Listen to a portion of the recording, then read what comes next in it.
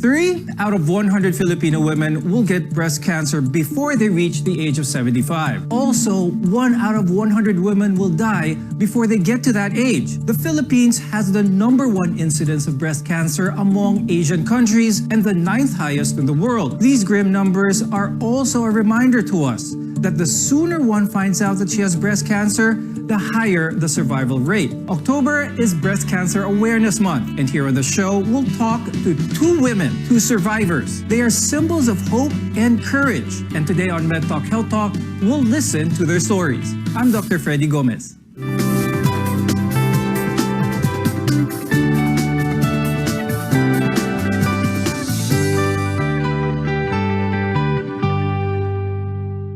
Catching cancer early helps saves lives. It's a message that we'd like to emphasize today on the program. And with that, I'd like to introduce our guests for today. We have Ms. Nikoy de Guzman. She is the president of ICANSERVE Foundation Incorporated, a non-stock, non-profit organization that advocates early breast cancer detection through breast self-examination. Our next guest is Ms. Giselle Arroyo. She's a volunteer and member of the Communications Committee of ICANSERVE Foundation. Breast Cancer Awareness Month, we definitely want to share your stories, your journey to as much as people as possible. With that, I'd like to start with Ms. Nikoy. First, you've had breast cancer not once, but twice. And each time it was stage 1.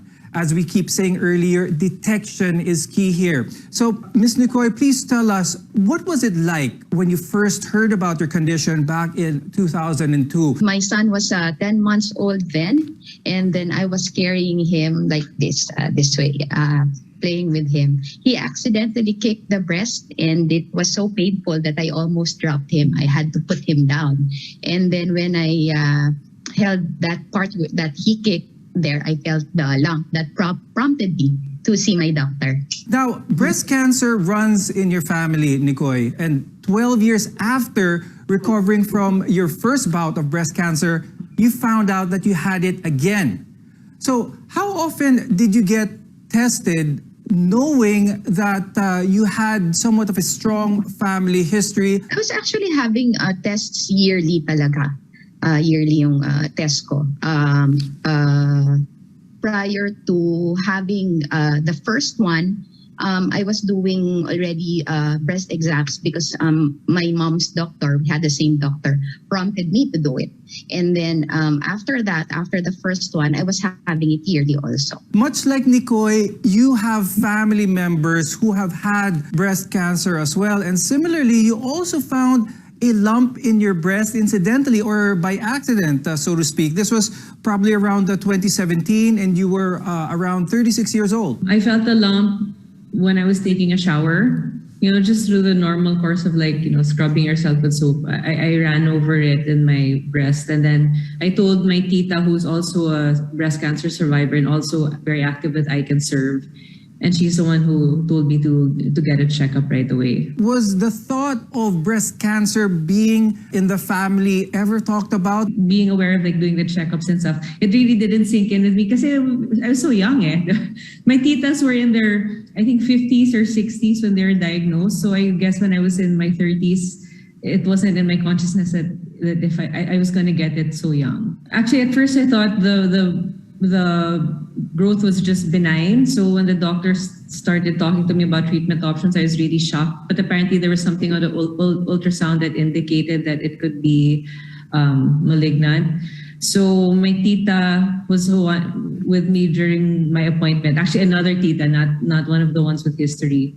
So when we went home to the house, I couldn't talk. I couldn't even say anything. So she had to break the news to the family that I had to undergo further tests to find out if it was really cancer. And how about you, Nikoy? What was your initial reaction to the discovery of a lump in your breast? It wasn't really that shocking because it's in the family. It's just that my age during the first diagnosis, I was just 28. So my maternal grandmother got it at 50, my mom was 40, and then I was 28, almost 30. So there's that parang pabata kami ng pabata. What was the conversation with your doctor like initially?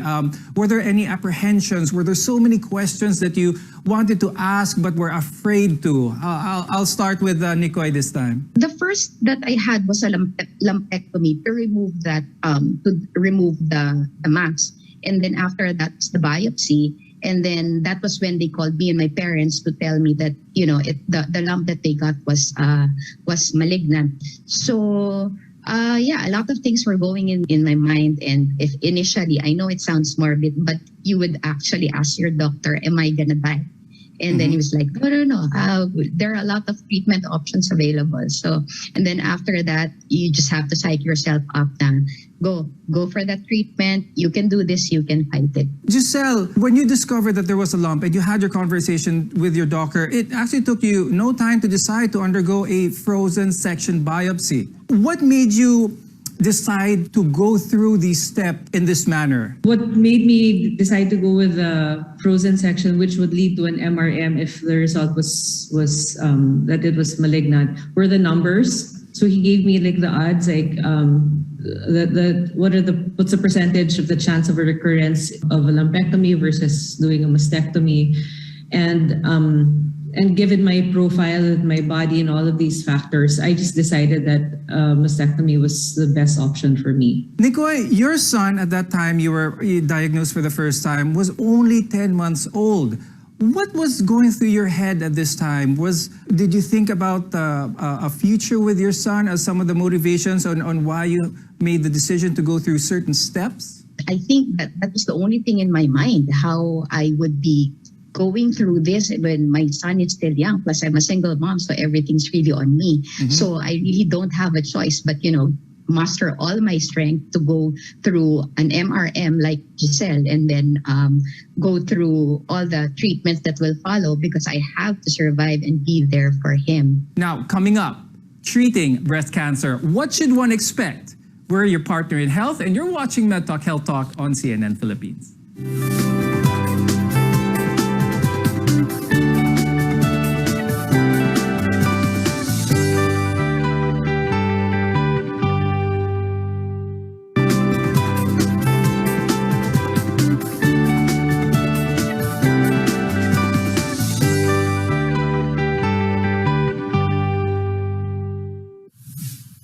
The most common invasive cancer in women, and it's also the second leading cause of cancer death in women after lung cancer. That's why early detection is key.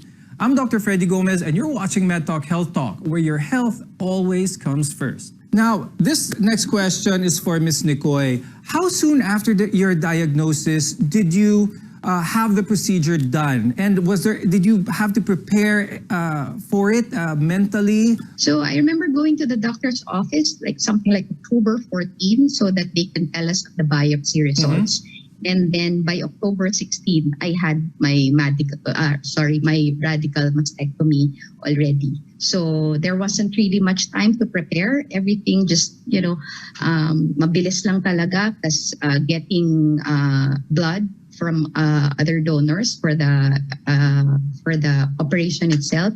But other than that, there wasn't really much time to prepare. And there's a big difference dun sa second diagnosis ko, 12 years after, because that one with no biopsy results, the moment I felt the lump, I just knew I had to get my radical mastectomy right away. Were there times where you wish that you'd have more support than there was at that time? I think I was really fine because again, having it in the family, I grew up seeing my mom with just one breast, mm-hmm. and there weren't really much issues.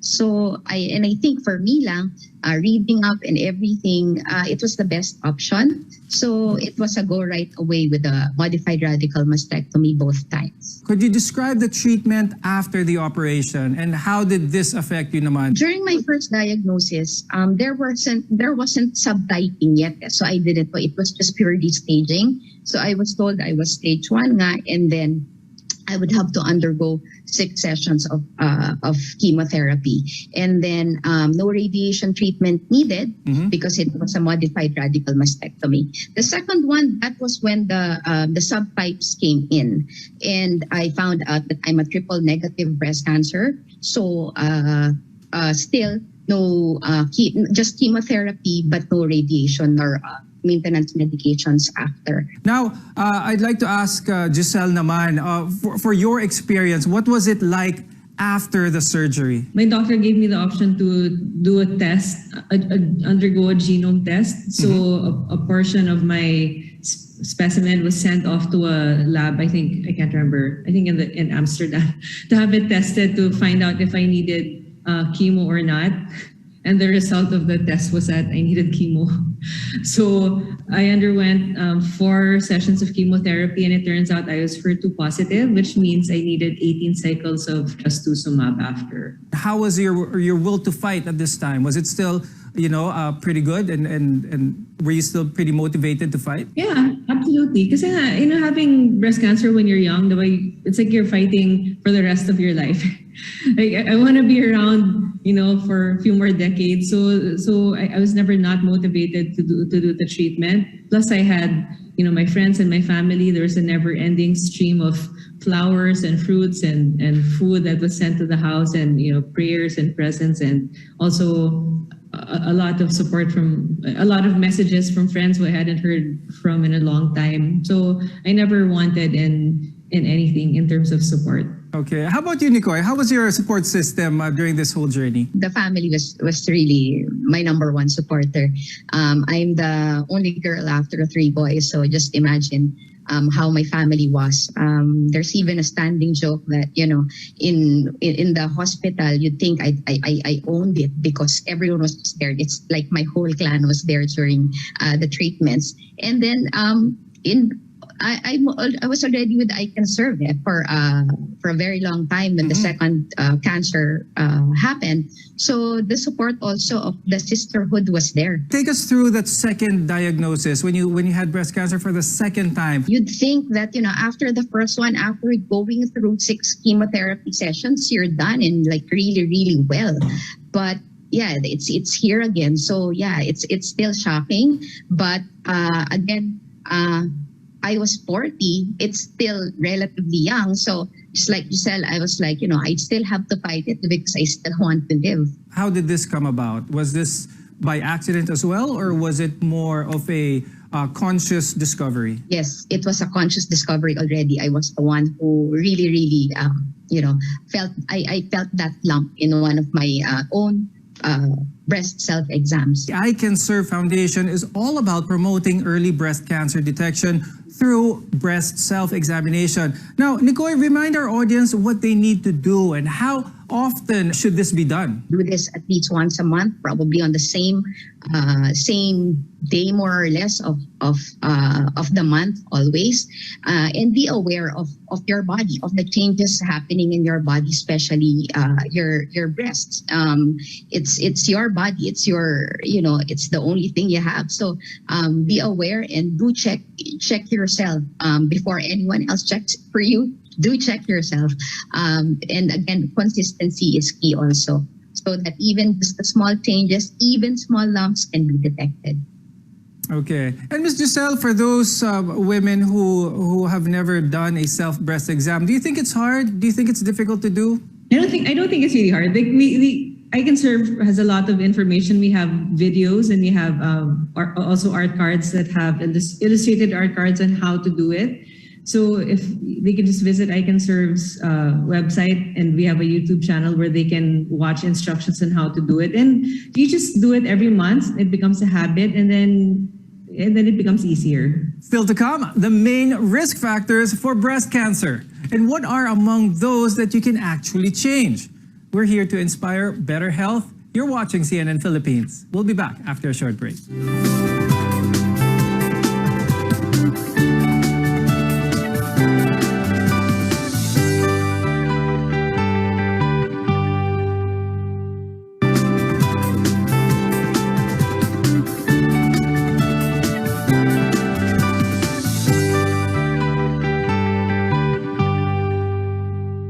October is Breast Cancer Awareness Month, and today on the show we have two very extraordinary women whose lives were changed forever by this disease.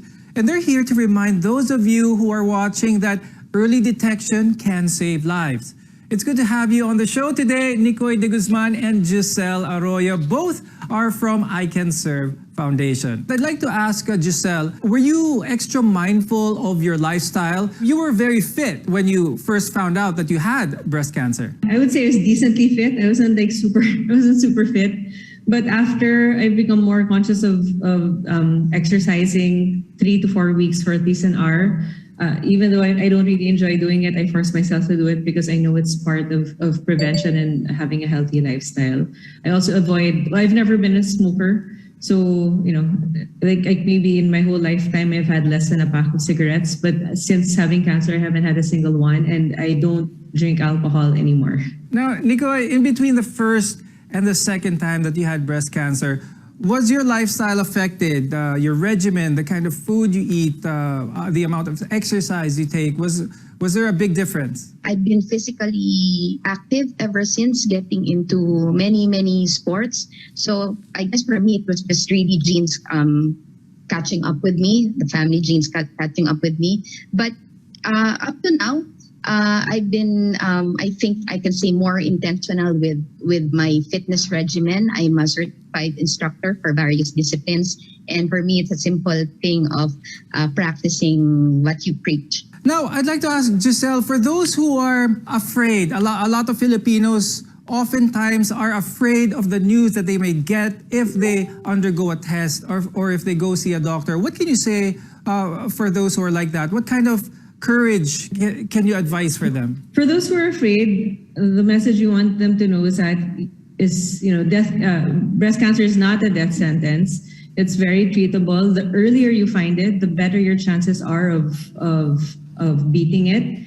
And it's a journey that you'd never have to go through alone because, there's so many women in the Philippines, thousands of us who've been through this and we've all survived it and we're all doing well. So it's not a journey that you have to go through alone. There are many options available and it's something that can be overcome. Now, Nikoy, what is your best advice for girls of all ages who may be afraid or maybe afraid of the thought of breast cancer? What's your best advice for them?